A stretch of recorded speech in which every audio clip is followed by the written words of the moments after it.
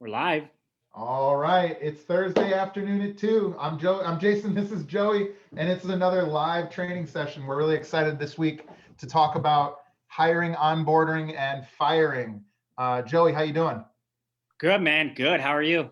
Man, I'm pumped up. It's been a great week. We're finally getting to the through the middle of winter here, so we're firing on all hands over here.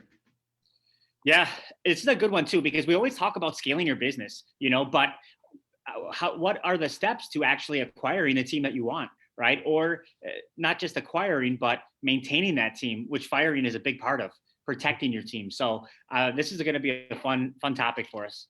Yeah, we went through like the phase 3 systems and stuff like that, but I'm glad we decided to take a deeper dive into the hiring and staff process because there's literally, as I was taking notes before the call, there's just one thing after another that is a little more granular than we touched in that video that we previously did.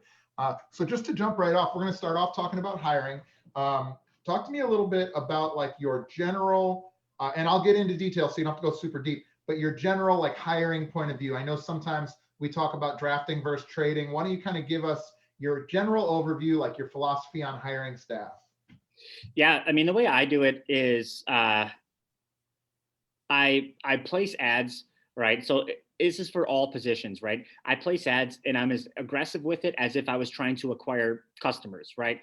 For the position, I write good copy for it, honest, authentic copy, so they know the kind of place that they're getting themselves into and what the job entitles. Then I field all of those responses just like a lead that would be inquiring about your gym. And then from there, we do initial interviews, right? I set up initial interviews, and that's a cultural interview to make sure that they'd be a good fit for our culture. After that, we do a skills interview with typically a different person, and that is where we would bring them into the gym. The first one's on Zoom or a phone call. The second one would be at the gym, right? So they can get a lay of the land and all of that. And the person that would proceed that we select from there, they would begin with the videos, right? So I have them do videos and I make them watch it at the gym because I want them to be in this environment as much as possible. And as you guys know, I love training videos because they get a copy of this. So in case they have any questions or whatever it may be, they can refer back to it, and they have a manager helping them through the process. It's not just like sticking them in the corner. Are you going to stop me? Yeah, you've answered every question I've already written out. So I want to kind of go through each of these things first. Oh, too fast. Got it. No problem. You're just going a little faster than I was looking for. So for starters, you're a hire by advertising guy, and I think that's worked really great for you, and I recommend that people do that as well. I have done a little bit of both. I've been successful with hiring folks online as well as sort of tapping people from within and bringing them up. So that was kind of the first philosophical point that I wanted to hit. And I think that overall, we call that draft versus trade. Like you draft somebody new from within your community, or you trade for an experienced player that's already been proving themselves in the industry. And I think for both of us, we've had success with trading for sure, reaching out, using ads. You talked about the copy that you used. I want to focus just on the advertising for that position first. So when you write the copy, I know for me, when I write the copy, I try to write it where it's going to disrupt the pattern of other ads that they're looking at on there. So I write high energy. I write it like an ad. You kind of mentioned that. I write it like an ad. I also like to put elements of my core values into the copy that I write. So I don't say looking for an admin to stand behind my desk. I'm not going to stick out that way. I might say, I'm looking for a fitness focused rock star who loves meeting new people and can't wait to, have an active job or something like that. Do you have anything about the way that you write your copy that you can add to that? Yeah, I put the same thing in the first paragraph. I add that hype, right? Like who is this place, right? And why are they looking to hire?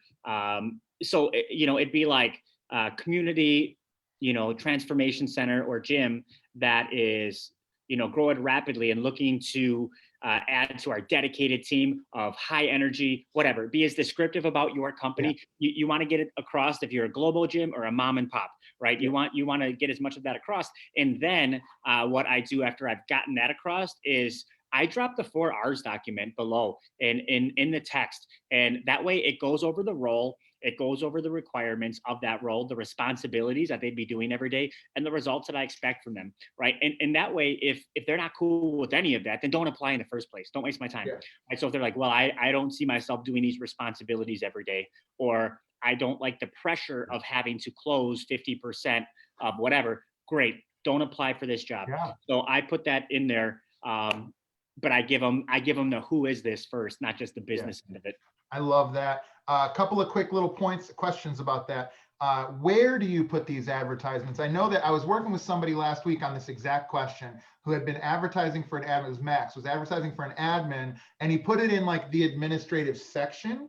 And I recommended that he try out fitness, and I think he had really great results just by adding it was an administrative role, but from within fitness. I think for, at least for me, and you can speak to you, but for me, I've found that even if it's an administrative role, you putting advertising it in fitness will separate you because it'll put people in there to where they're applying and they actually already, have a relationship with their fitness journey. What platform are you talking about? We were talking about Indeed. I believe Yeah. he was using Indeed. Yeah. Uh-huh. So Yeah. I use Indeed as well. Honestly, guys, it's like the Facebook of, it doesn't make sense to go anywhere else because you're going to get so many applications for so cheap. Like you won't, for $10 a day, and this is in my area, I can't speak to everybody else's, but if I advertise for $10 a day on Indeed, which you should, if you're really serious about finding somebody, you're going to get more applications than you can possibly even process. So, And I think right. that when you spend the money, I think they try to optimize it for you based on the position. They do, and I think that's a really good point. A couple of questions on that. Do you, with Indeed and with a lot of these softwares, but I know Indeed for sure, you can have them take a test that has some applicable job skills associated with it. Do you require like a disc test from any applicant? I know we use disc tests for hiring, but do you ever do any of those things and use that as a basis? Yeah, 100%. So I have them do the assessments. You can select how many on Indeed when it drops down and say which one you want them to do. And honestly, like I know that those aren't incredibly important, but I want to see if somebody is willing to do what I'm asking them to do in order to apply for this job. So if they're not going to get an interview if they don't complete it. I don't care if you got a 50% on it. Like maybe you're just not good at tests or high pressure, whatever it may be. But the people that don't even do it, it shows that they're just literally clicking on yes, interested, yes, interested. They won't even take the next step. So I have them do that. And then when I get their results, I simply send them an email saying like, hey, thank you for taking this test. It looks like your skills match up. Now, could you please just do this personality test to make sure you're a good fit for our culture? It's called DISC. Here's the link. And I send it to them. And then if they send that back, then I would typically schedule that first interview. If they don't send that back, then again, they're not willing to take the steps that the rest of us in this culture have already been willing to do. Yeah, I love that. And I also love the idea that you're kind of framing this. We do, and I do the same thing. We treat it the same way we would a sales funnel, where it's like at every level, they need to make some affirmative action to get to the next level, whether that's completing a questionnaire, whether that's submitting a DISC profile, or just like setting an appointment or having a call with you. I love that. For me too, it's a very low barrier entry to like getting to the next level. But if you're not even willing to do that, then like, it would be like if you go on a first date and somebody was just like, right away, like just jumps right to the end of it. Like, no, we gotta like have a drink first. Like And these things take 5 minutes to do, man. Like, so. Okay, awesome. And so typically, how much you said you're spending about $10 a day. How many applicants do you think you'll on average speak to before you usually get a favorable, like before you start to see people in person? And then how many of those make it to the second interview? Like maybe can you give me like an example? Yeah, so usually it's about 10 to 15 that will apply per day. Now, it is very dependent on the position. If you're talking about admin, man, you're going to get a lot because everybody thinks they have the skill set to be an admin, right? When you're looking at trainers, you're going to get a little bit less because not everybody would be a qualified, but what you'll find is you're going to get, I would say at least 50% of all of your applicants, you will not even bother scheduling because they have absolutely no relevant experience or anything at all. That's how Indeed works. Like, unfortunately, like you could have no idea why they even thought to apply for this job. Maybe they were just interested in something, right? But I think you should be able to book about 3 to 5 of them per day for a phone a phone interview, right? A 15-minute phone call. I like to do Zoom because I like to see what kind of I like their presentation. Do you know what I mean? I like to see like if they put themselves in a good environment. I shit you not, I've had people show up multiple times to Zoom interviews with no shirt on or something like that. And I'm For not kidding real? you, man. And I'm just like, hey, look, if you can't bother to throw a shirt on, like we're not gonna move far, forward. Fair. And I'm straightforward with them because they don't owe me anything. I don't owe them anything. I just rather be straight up and be like, hey man, if you don't put a shirt on for interviews, nobody's gonna take you serious. Like, Yeah. and so that's typically what I would do is 3 to 5 phone interviews. Now, I'd have that be somebody that really knows your culture, right? And it could be one of your trainers, your manager, whoever it may be, because you want to save yourself as the owner for the second interview. Yeah, I agree. That's a good point. Okay, so you'll see several people via the phone, emails. How many people do you typically invite? By the way, I agree with everything you said. I have nothing to add to that. That's about the same experience that I've had as well. So moving on to in-persons, how many folks are you going to see in that first round of interviews for a given position before you think you move on to starting to offer the job? I typically ask I typically ask them to get 5 people passed to me for a second interview because I think out of 5 I will pick one of them, right? If for whatever and so when they do that, we turn off the ads so they stop fielding more. If for whatever reason in the second interview I don't like any of them, then we'll just start the process over again. We'll turn the ads back on and begin from there. Yeah, I'm the same way. So to give you some feedback or to give you some of my experience, last year we were hiring for health coaches, which is a very, like you said, with trainers, it's a very specific thing.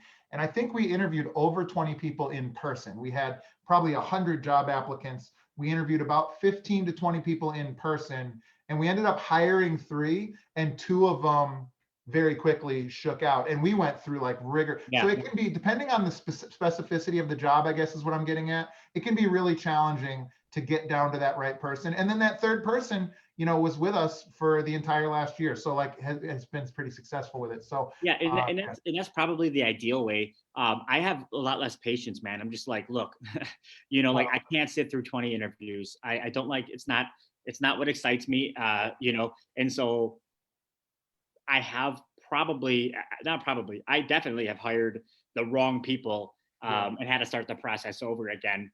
Maybe because I didn't have the discipline to sit through 20 of them, but that's something you'll learn too as an entrepreneur.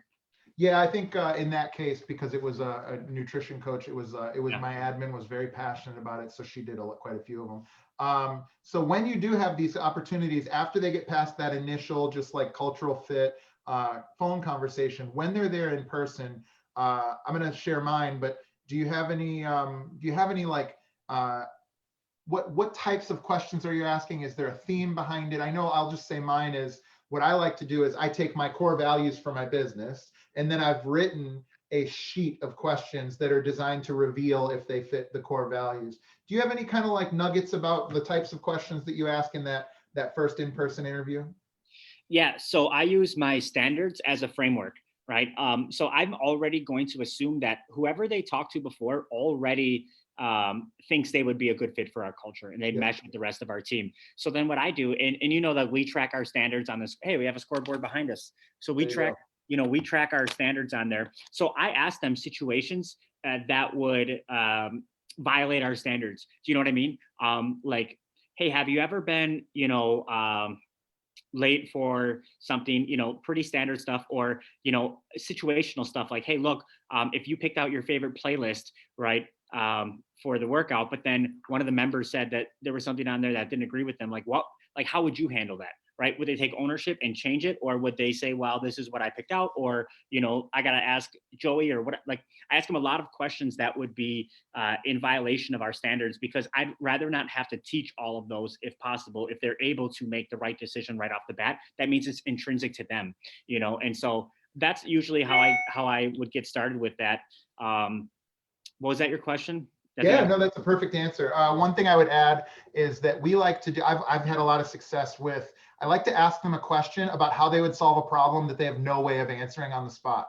That's like an investment banker trick where they'll ask you a question that really you can't have the right answer for. So I'll say, hey, the water heater upstairs just went out and you're my admin, you're my ops manager. Like, how would you go about making sure that it got fixed in a responsible way? And I had multiple people say like, well, I'd call a plumber. And then I had one person who was like, well, the first thing I would do is notify you and put a sign up. Then I would go out and get 5 quotes. I'd have 3 people come out and look at it. And then I would make a recommendation to you. And then in my head, I'm just like, that's a freaking problem Yeah, solver. that's exactly what you want out of an ops manager. Yeah, right. exactly. So you do have to cater it to the person that you are working with. You know what I mean? Like, don't expect the trainers to have that kind of response, and don't expect an ops manager to know how to articulate a conversation with somebody that just had a horrible weigh-in that, you know what I mean, wants to quit. They may not be able to build that kind of rapport or have that kind of conversation.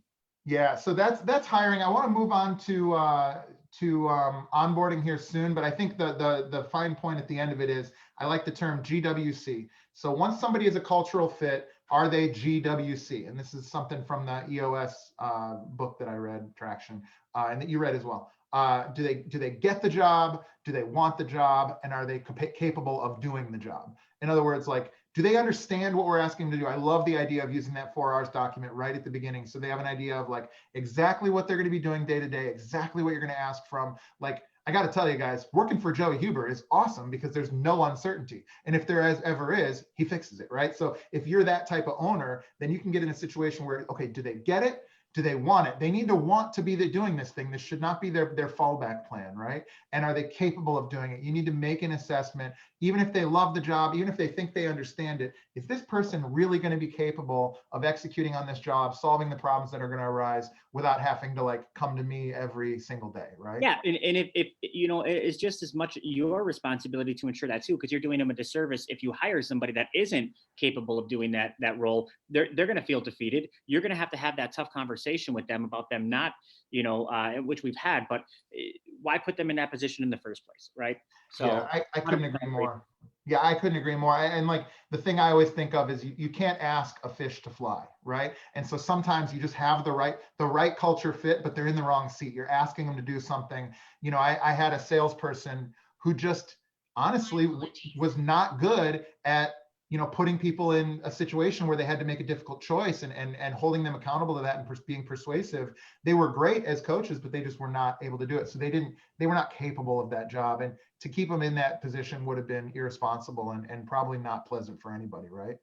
Yeah. Before we move on, because I know you're going to right now, guys, if you're watching this live, that means that you are in the Perfect Gym Model program. And so if you look under team training in phase 3, you'll see that we have our interview questions, right? Or I'm sorry, the job postings, not the interview questions. We have the job postings. We have all of the 4 R's document. And we also have, what is the third thing that we have in there? We have the DISC profile recommendation. DISC profile. Yep, DISC profile. And then we have the employee handbook, which is the examples of the standards that I would use at my gym. So you don't have to use them carbon copy, but that will help you understand, like, if you have standards at your gym, those would be great interview questions. Yeah, couldn't agree more. And kind of going off of that same thing is let's get into onboarding. Right off the bat, like Joey was just alluding to, there's a ton of resources in the course, 4 hours documents, DISC profile recommendations, training videos, employee handbook, all of that should be used in onboarding. But let's kind of talk me through, somebody just got offered a job at your location. Let's say it's as a trainer. What is their next step? How does that work for you? Totally. So besides the ops manager handling the paperwork, right? Which guys don't retroact, like, do that first, get all that squared away. Then I have them watch the training videos that are the same videos you guys have in this portal. Mine are specific to my gym, but very similar. And I think the actual trainer video is almost 90 minutes long, right? Where it goes through exactly what their jobs are. And in fact, it's kind of me outlining the 4 R's document, a large part of it, and then explaining to them what makes the ideal trainer. And we're not talking about exercise science or anything like that. We're talking about attention to detail. We're talking about building that rapport, having that relationship, showing up on time for your workouts, why our weigh-ins are important, why holding the standards are important, what separates us, really embodying them in your culture, what separates Body by Design from everyone else, right? So making sure they really, really understand that. Now they're going to get a hands-on when they're shadowing, but this initial video, to me, it sets all of the expectations for them, right? And it's also something they can refer back to if they said, well, you never told us that we had to be 15 minutes early for our workouts, or setting stuff up. It's like, well, it was, at minute 15 and 40 seconds, be 15 minutes. Do you know what I mean?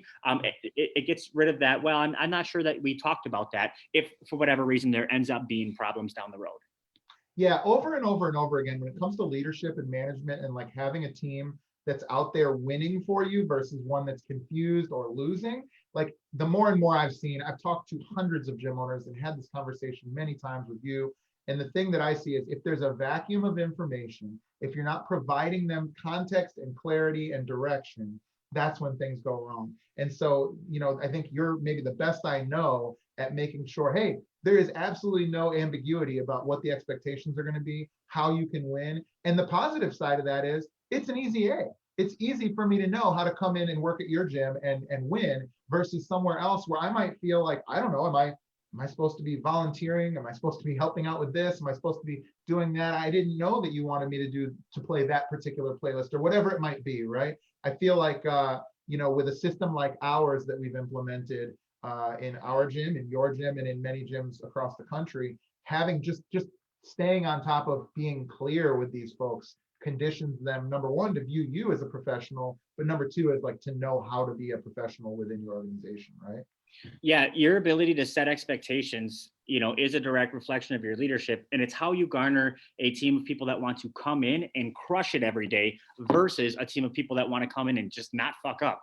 You know what I mean? Like they don't know how to crush it. If your team doesn't know what they need to do to crush it, how can you expect them to crush it? Right. And unfortunately, sometimes when you bring somebody on and you could have a sales guy that you really didn't set expectations for. And you're just like, hey, look, I'm going to set you up with appointments. I just need you to crush it. And so they come in, and if they don't have appointments, they're just sitting there doing nothing, hoping that they're not fucking up and about to get fired. Right. Yeah. So you really need to set that expectation for every staff member. Otherwise, don't expect much out of them. Right. And that's your fault as a leader. It's not their fault as an employee. So, okay. So now we've got them through the videos. You mentioned there's a shadowing phase. Before we go any further, have you ever done like trial periods? Like I know sometimes for sales, and I've done this once for sales, you can bring on two people and one of them will stay, or maybe both of them will stay. Have you ever done any kind of trial periods or competitive hiring or anything? Maybe talk about that. Yeah, so especially with sales, it's a great one. I've hired a couple people at the same time, multiple times, to see how they would perform against each other and take the best one. I know it's a little bit more cutthroat to do that, but this is business. You know what I mean? And so if you're like, look, both of these guys really impressed me, I'm going to give them both a shot for 2 weeks, and whoever closes higher has the job. They're used to that competition, right? With trainers, we haven't done that before. We've typically always kept everyone that we decided to start the onboarding and shadowing, but we are quick to get rid of them if they're not a good fit, which is important, I think. Yeah, I agree. And I'm the same. I've only done it once, but I had two salespeople come on and one just clearly outperforming the other. And it was fine. I think you have to be picking from a population of people in sales for them to get that. I think salespeople are typically. You're going to get a lot of applications too, because people will tell you like, yeah, I've been in sales for 10 years. And it's like, no, you just worked at Kohl's and you told people where the shirts were. You didn't sell shirts. Do you know what I mean? Like, so you're going to get a lot of that. And so with sales, it really does make sense to see what they can actually do. So real quick, maybe we touch on salary and compensation. How do you counsel folks?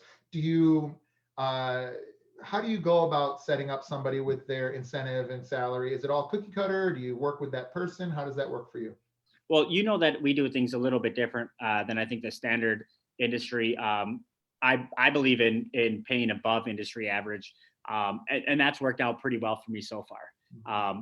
But I make it extremely clear what the compensation is, in that interview, the second interview, because the thing is, I don't want to hire them And then they're like, okay, awesome, great. So what do I get paid? And for some reason it didn't meet their expectations. And then all of a sudden they're like, hey, I can't do this job. Well, now you have to start over. Right. So I make sure that we're on the same page, but every single employee here is incentivized financially to hit a goal that's also aligned with the business's goal. Right. A lot of them around profit. Right. And so it depends on the position. If you have a leadership team, as you guys know, I do profit sharing for that leadership team. For the rest of the team that isn't in a leadership position, they're getting monthly bonuses for hitting KPIs. Right. But I think the salaries and the hourly pays. So if you're talking about an admin position, I like to give them a salary plus incentives for hitting KPIs. If you're talking about a trainer, I particularly like to either pay them hourly or pay them on a percentage of what the client is paying. And that's up to you. I've done it both ways. And there's pros and cons to doing it both ways. Yeah, I agree in general with all of that. One important point I wanted to mention, I have recommended this in the past. I don't know what you think about it. In the copy, in the salary, I put a range, and that range in my mind is from like the brand new person that I would have to train all the way up to the person who's a pro and been doing it for years. So rather than advertise for $12 an hour, I'll say, $12 to $20 an hour, and then based on experience. And so if I'm looking for an ops manager and I get Joan, who's been running like a legal office for 20 years and is going to be a total rock star at getting things done, well, I'm going to treat her differently than if I get Tom, who just graduated from college and he thinks he which is a really good way to do it, because Joan's not going to apply if it only says $12 an hour. Exactly. That's a smart way to do it. Yeah, and that person will always pay for themselves, right? Like if you do find the rock star who really is the real deal, you probably will always make money back on that in spades. Awesome. Okay, so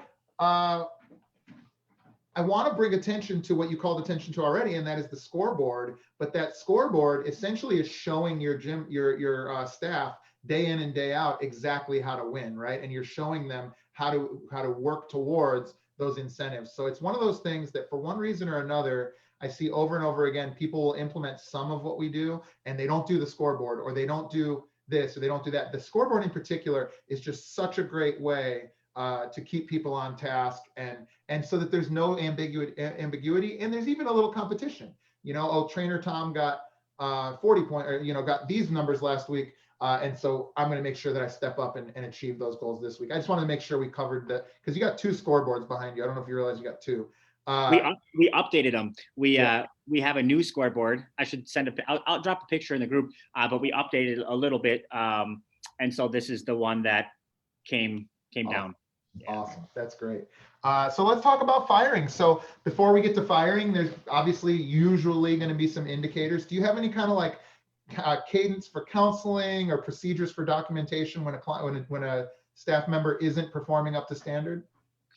Yeah. So the way I do it is always typically the same. First is a verbal discussion, not necessarily like you want to, the way you want to frame these conversations is, hey, I thought you wanted to win with us, right? Like not that, you want to try to avoid being super negative and being personal about it, right? Yeah. But always verbal first, written second.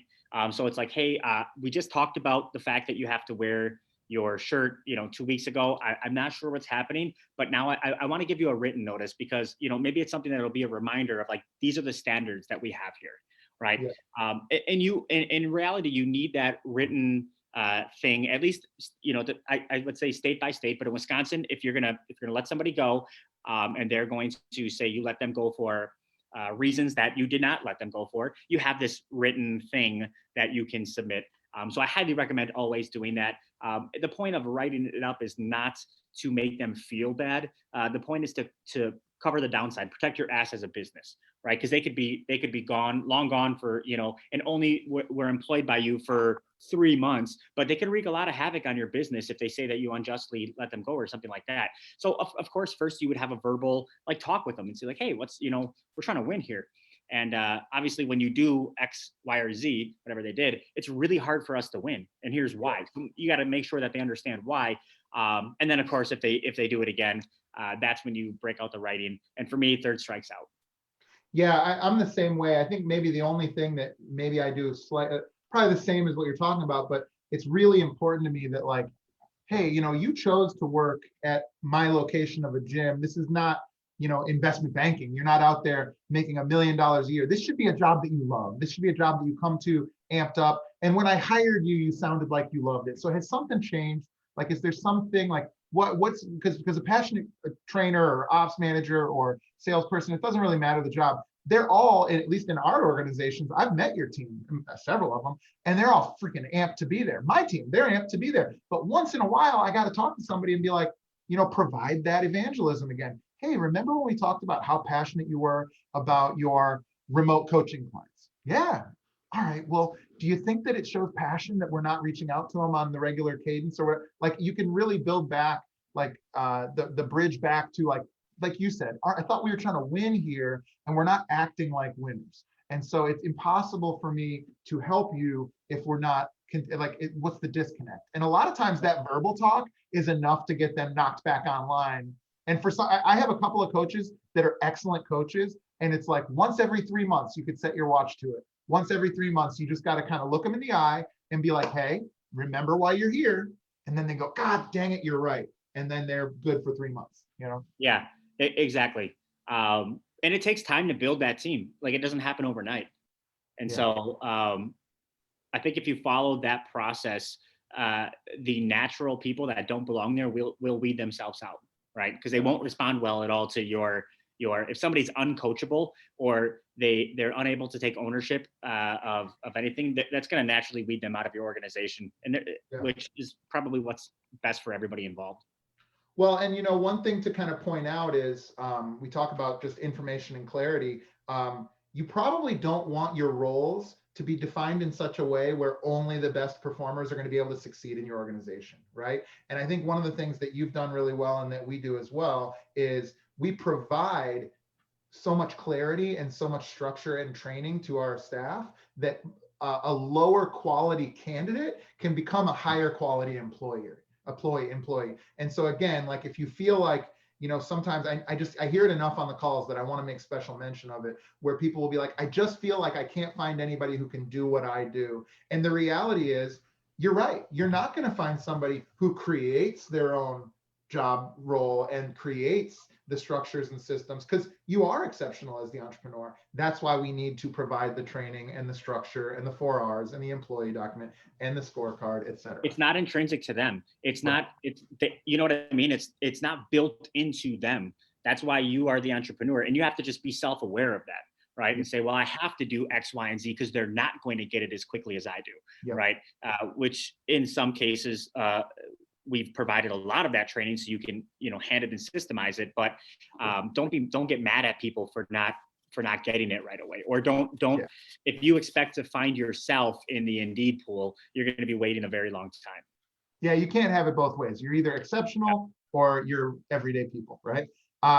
So it's time to fire somebody. What do? It seems like it's not going to come around. Maybe their attitude has shifted. Maybe their focus has shifted.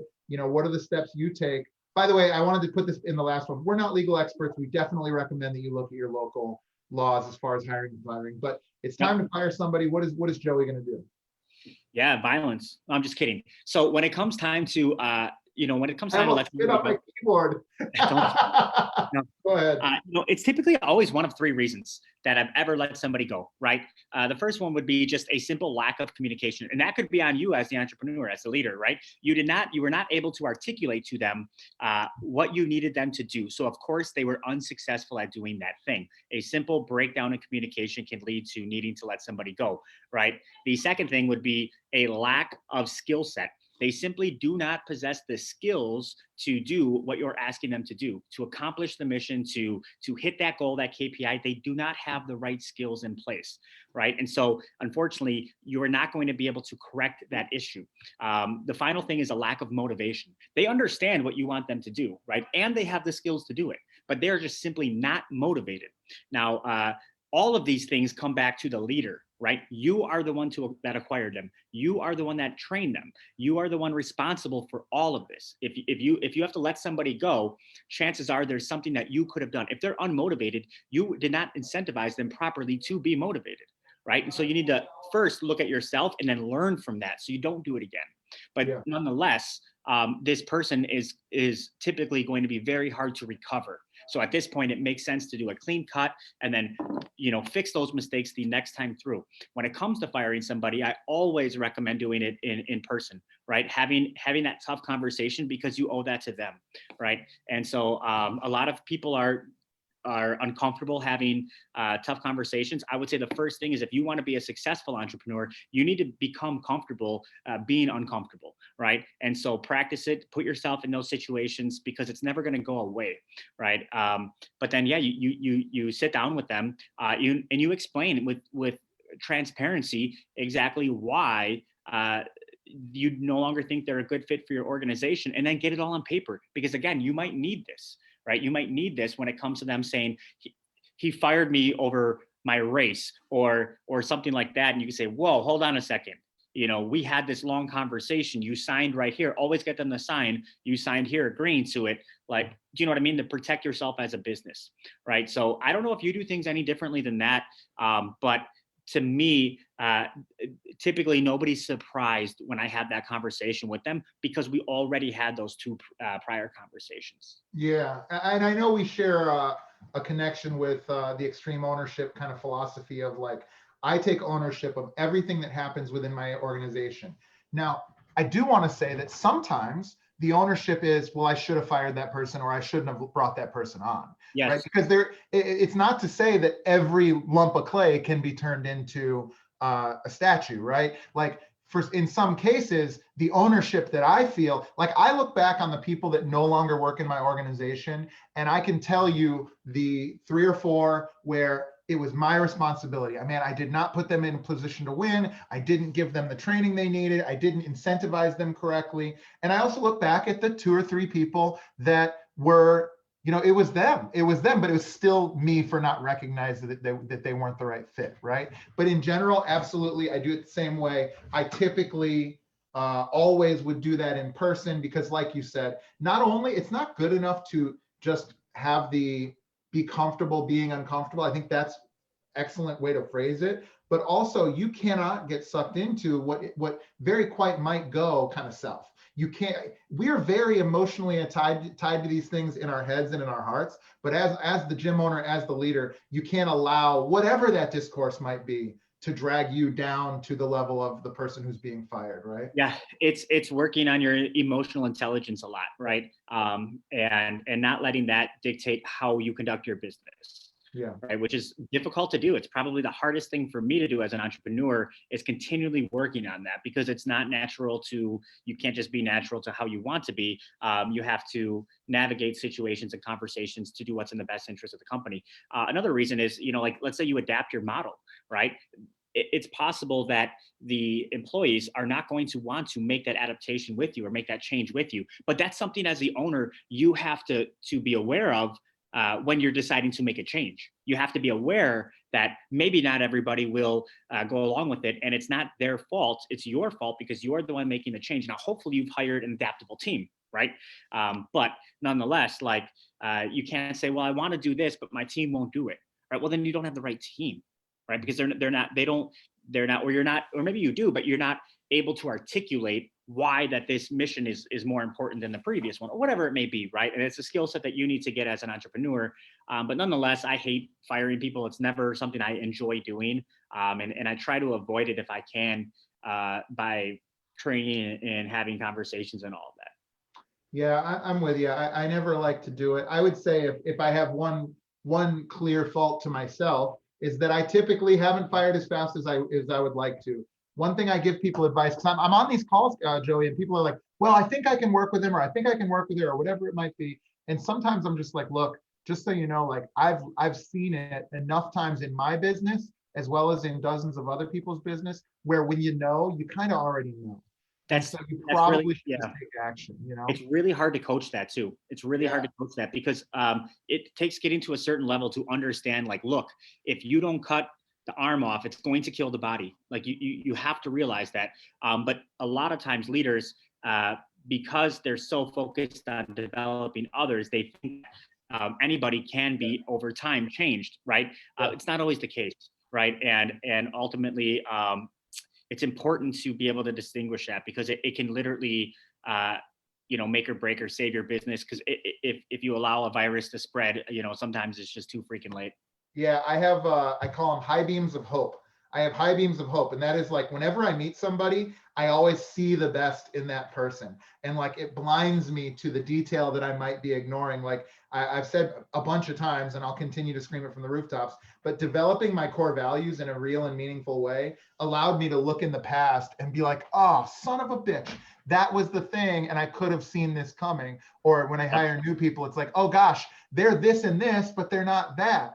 And so I think a lot of us, as particularly in this industry, because it attracts high energy, motivated people who are like defined by positive change. So, when you meet somebody who wants to be a trainer, or you meet somebody who wants to be a salesman at your gym or an ops person, you're like, oh my gosh, I can see all these good things about you. But you have to like be very real and honest with when you do notice and identify things. Because there's just certain things that, like, Joey, you would never say or do, and that I would never say or do, or any of our staff would say or do, that when you see it, you can really be like, oh, maybe this isn't the person that I thought it was, and maybe a change needs to be made.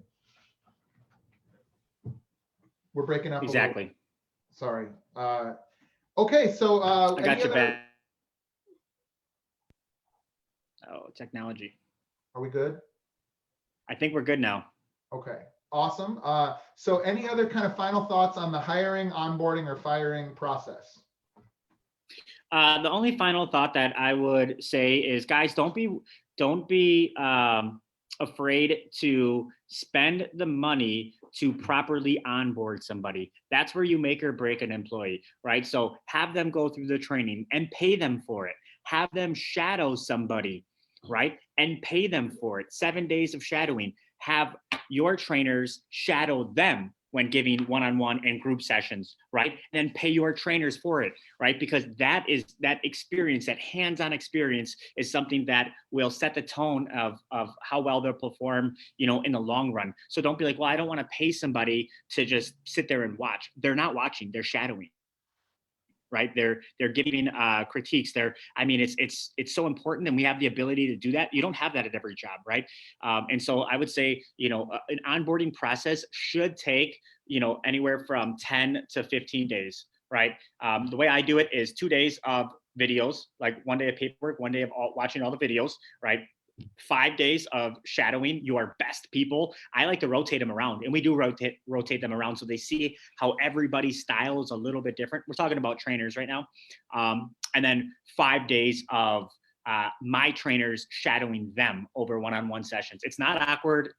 It can be if you make it awkward, but otherwise it's not awkward at all. And then obviously, if your trainers are shadowing the newbie, do not have them make corrections, on the spot, unless it's like a safety concern. Talk to them afterwards. Do a little AAR review afterward.